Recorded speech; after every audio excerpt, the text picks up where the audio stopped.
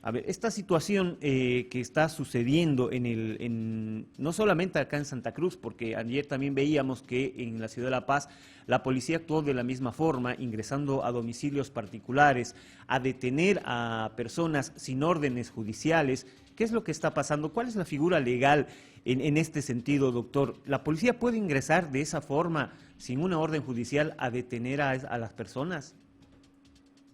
Muy buenos días, querido César. Muchas gracias por esta oportunidad. El artículo 23 de la Constitución Política del Estado es absolutamente claro y contundente. Los domicilios son inviolables, sobre todo en horas de la noche. Salvo que se estuviese cometiendo un delito en flagrancia, la policía podría intervenir solo y únicamente con la autorización para el ingreso del dueño, del habitante o del estante en el inmueble. Lo que ha ocurrido, primero en la madrugada, en la noche del 8 de agosto, en horas de la tarde, la diputada Heidi Muñoz fue brutalmente arrestada, ingresada a un vehículo policial con el uso de la fuerza, insultada, siendo una autoridad de Estado con el apoyo de la ciudadanía, de los vecinos y lógicamente de los parlamentarios, logró recobrar su libertad luego de unas horas, pero el daño ya estaba hecho. Ese mismo día, en horas de la noche, la policía, un contingente de cerca de 30 efectivos, en dos camionetas, un carro Neptuno, ingresaron en el domicilio de su madre, rompieron el candado, generaron no solamente un escenario de zozobra, de terror. Al interior, su madre de la tercera edad, una señora embarazada, un bebé de 11 meses, todos al interior del domicilio a título de capturar a quienes hubieran estado en una protesta o en un acto que lógicamente no hubiera sido ni siquiera identificado como acto flagrante, porque el hecho flagrante se lo identifica y se captura al momento de cometerlo. Estaban buscando precisamente al presidente, al vicepresidente y a los miembros de la directiva del subcomité del Plan 3000. Capturaron al vicepresidente, a 3 jóvenes más. No tenían ni petardos, no tenían armas, municiones, mucho menos explosivos. Estaban en casa, en la casa de la madre, precisamente de la diputada, que es algo absolutamente lícito. No estaban cometiendo ningún delito. Fueron extraídos por la policía con uso de la fuerza, fueron torturados, fueron golpeados. No se supo de su ubicación o dónde serían conducidos por cerca de 3 horas.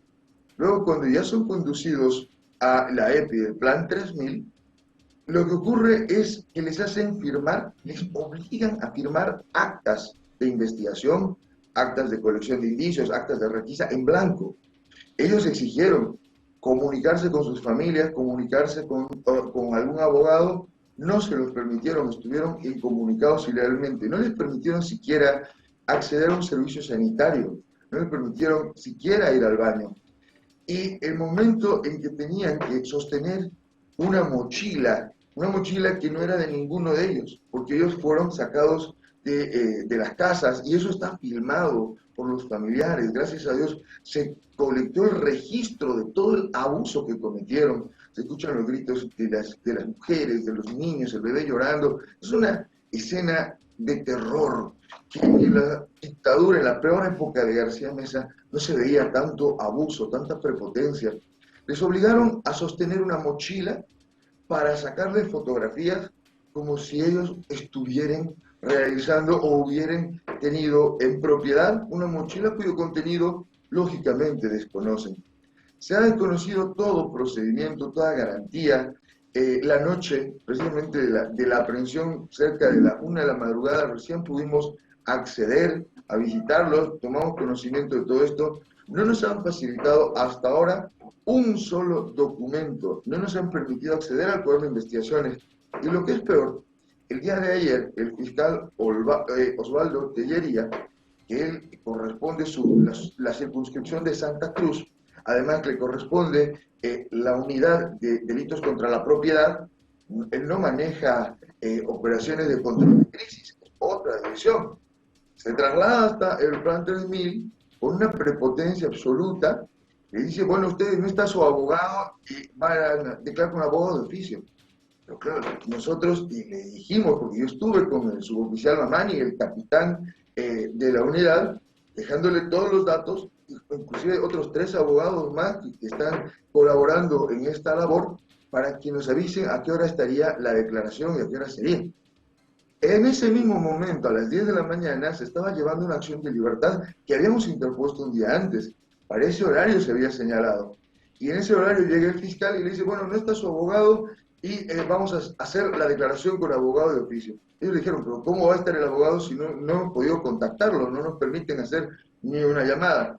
Y de una forma tan prepotente, soberbia y hostil, lo que les dice es, ustedes van a hacer lo que yo diga, y acá por si acaso a ninguno se lo ha sacado de sus casas, ustedes han salido y ahí la policía los ha agarrado.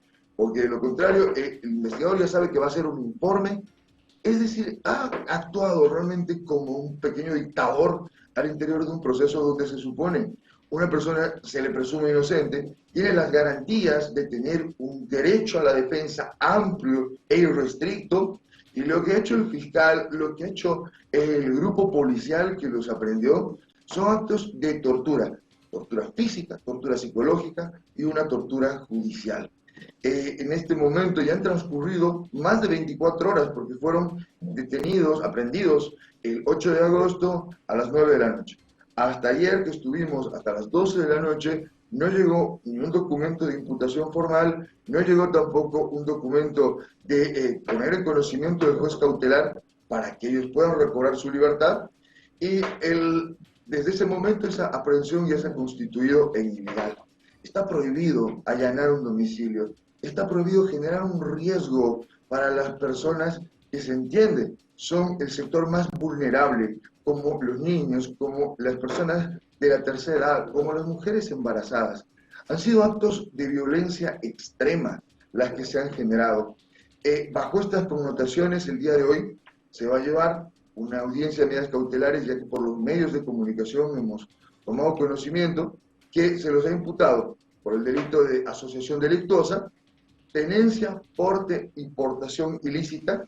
Este delito, proveniente de la ley de armas, establece que quien tenga un arma de fuego, municiones o explosivos sin licencia, entonces incurre en el tipo penal.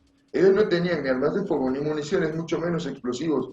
Lo único que estaban haciendo era estar en la casa de la madre de una parlamentaria. Quienes han sido detenidos son también los familiares de la diputada Heidi Muñoz.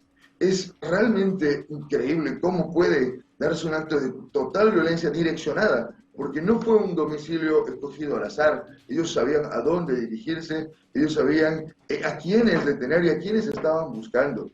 El hecho de que se haya procedido de este modo, para allanar un domicilio se requiere una resolución de un juez, debe ser realizado por parte de un fiscal y debe lógicamente hacerse prevalecer todas las garantías que establece la Constitución, los convenios y tratados internacionales de derechos humanos. Se han desconocido por completo. Y una situación similar, casi en exactitud, se dio el día de ayer en la ciudad de La Paz, en la zona de Villa Armonía, cuando la policía, más de 50 efectivos policiales, logran capturar a 25 dirigentes y productores de la hoja de coca de los Yungas, ingresando con absoluta violencia, gasificando al interior de un domicilio, poniendo la bota, y se tienen las imágenes gracias al riesgo que asumió Nico Sanabria al tomar esa captura de la forma más violenta, despiadada e inmoral que podríamos soportar los bolivianos. Se ha agredido, se ha insultado, se ve cómo los golpean de forma despiadada para introducirlos a los vehículos. Conversando con los abogados que fueron de la Asamblea Permanente de Derechos Humanos, no han podido acceder a tomar contacto con ellos, no han podido siquiera entrevistarse, ver si su integridad ha sido respetada. Al contrario, nos han informado que ellos han sido torturados, han sido golpeados en celdas policiales. Hace instantes escuchábamos una conferencia de prensa del ministro de Gobierno, que daba legalidad, que pretende dar legitimidad a una actuación completamente inconstitucional. No solamente es un acto prohibido, es un acto criminal lo que ha realizado la policía boliviana. El enemigo no es el ciudadano. Es imposible que nos podamos sentir foráneos en nuestras propias casas, porque si el día de hoy los jueces en Santa Cruz o en La Paz consideran que las actuaciones policiales son válidas, entonces que no nos sorprenda que en cualquier momento, en cualquier horario, pueda entrar la policía, pueda romper las puertas, pueda sacar a quien le dé la gana de su domicilio, en frente de sus hijos, en frente de su familia, y pues el futuro de estas personas realmente resulta ser incierto. Desde el pasado 21 de julio, que se dio la detención de los 3 muchachos que fueron a marchar con la convocatoria del colegio médico, que tan solo portaban escudos artesanales, cascos, y tenían los petardos que habían utilizado para una marcha, que no hubo enfrentamientos, no hubo los enfrentamientos que vimos en La Paz con Altoca o en el Plan 3000 con los muchachos. Lo que hubo simplemente fue un cruce de palabras, lanzar petardos al aire y la marcha se disipó. Es decir, que los médicos y todas las organizaciones retornaron al hospital de clínicas de donde había partido. No hubo un solo herido, no hubo un daño material, pero a ellos los agarraron más de 15 policías de inteligencia. Tenían 4 militares infiltrados en la organización ciudadana, que es el Comité Cívico Pro Departamento de La Paz. Inclusive el 5 de mayo, cuando les tomaron el juramento para defender derechos humanos, me invitaron a que sea parte del evento junto al presidente cívico, junto a Amparo Carvajal y otras personalidades en la defensa de los derechos humanos. Lo que estamos viviendo en este momento es no solamente una crisis absolutamente riesgosa de los derechos humanos y del irrespeto a las libertades constitucionales, estamos conduciéndonos hacia un Estado autoritario en el que los derechos, las previsiones normativas ya no se respeten, puesto que a título de desestructurar o desarticular organizaciones criminales, la policía podría actuar de forma violenta, autoritaria, totalmente fuera de la norma, para aprender, implantar prueba, generar actos de tortura y con ello, lógicamente, dejar un mensaje de intimidación, de zozobra y de terror en la sociedad. A eso es a lo que se llama el terrorismo de Estado, porque la violencia no puede ser utilizada para impedir el ejercicio del derecho a la protesta. No se puede militarizar organizaciones sociales, no se puede generar actos de espionaje, de infiltración de agentes de las Fuerzas Armadas, y eso está prohibido desde la Carta de las Américas. Los estados democráticos se comprometen a utilizar sus fuerzas del orden para protegerse, pero no para atacar a sus ciudadanos. Y lo que hemos visto en estos últimos días, en estas últimas semanas y meses, porque te puedo asegurar que las pruebas implantadas, la tortura judicial y el montaje procesal se da desde el caso de la Resistencia Juvenil Cochala, desde el caso de Marco Antonio Pumario, desde el caso del teniente Franklin Mamani. Es realmente el mismo mecanismo, la misma dinámica que utilizan, generando testigos inexistentes. Los testigos, por ejemplo, para el caso de los chicos del Plan 3000, son policías. ¿Cómo es posible que sea la policía quienes los aprendan, los lleven, los conduzcan y ellos mismos funjan como testigos? Faltaría que ellos también sean los jueces y a la vez los verdugos. Lo que hemos estado conversando con distintas organizaciones, con instituciones, es que no se les puede quitar el respaldo a jóvenes que no han cometido ningún delito. Lo que ha ocurrido y los enfrentamientos que se hayan dado no han generado daños personales, no han generado ni siquiera una puesta en riesgo para lo que en este momento acontece. Y sumado a esto, surge la versión, y esto es importante también considerar, que a partir de una teoría y una denuncia de tentativa de homicidio que realizan familiares del alcalde de Santa Cruz, de Johnny Fernández, quien hubiera recibido petardazos en su casa, y por el hecho de que se generó un escenario de bullicio, porque no se rompió un vidrio, tengo entendido que no se dañó absolutamente nada de la propiedad, se presenta una denuncia por tentativa de homicidio. Y a partir de esta denuncia de tentativa de homicidio, ayer se realiza la primera citación a un miembro de la Unión Juvenil Cruceñista. Entiendo que hoy se va a citar a Oscar, que es el presidente de esta institución, que es la Guardia de Honor, el Comité Pro Santa Cruz. Y con ello, ¿qué es lo que están buscando? Que cuando vayan a declarar, los aprendan, y por una tentativa de homicidio, cuando no solamente es absurdo pensar que no ha existido nadie que haya corrido riesgo su vida, no ha existido alguien que haya disparado y haya fallado, o que alguien que haya envenenado y no haya logrado el objetivo. El hecho de que se dio en las afueras de su domicilio algún tipo de enfrentamiento o de intercambio de insultos o de petardos, es una situación que está aún en investigación, más máxime que una camioneta que ha sido precisamente la identificada como el agente provocador, era la camioneta del gobierno autónomo municipal de Santa Cruz, que había sido extraída, denunciada por robo, y esa misma camioneta realizó actos durante el paro cívico de matonaje político, llevando componentes cual milicianos, atacando a los ciudadanos que tan solo estaban realizando una protesta. Lo mismo hizo el señor Edgar Montaño, acompañado de bloques de choque, de grupos de confrontación, de una forma soberbia, de una forma realmente autoritaria, servil y miserable. Fue a confrontar a la ciudadanía, fue a generar que golpeen a concejales, a parlamentarios, a vecinos, que podrían ser nuestros primos, nuestros tíos, nuestros hijos o nuestros padres. Estamos en una situación de total inseguridad. Si bien las demandas son legítimas, es absolutamente necesario que se lleve adelante un censo en 2023, es absolutamente necesario que desaparezca un mercado ilegal de coca en La Paz, que en realidad la coca de los Yungas es la única destinada al consumo, no así la del Chapare. Y por eso que necesitan cooptar ese mercado y eliminar a la competencia.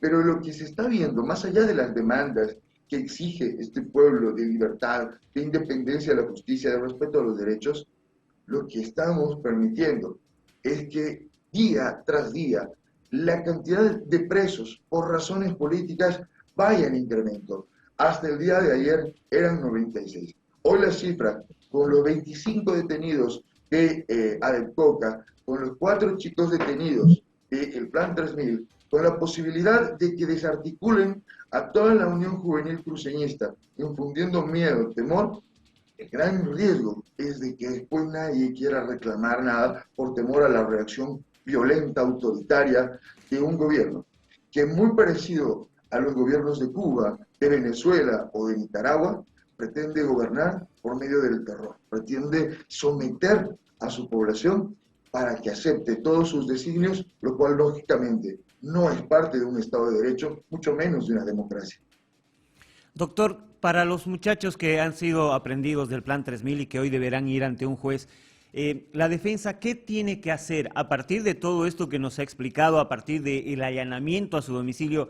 ¿Qué puede hacer la defensa a favor de estos chicos que están detenidos?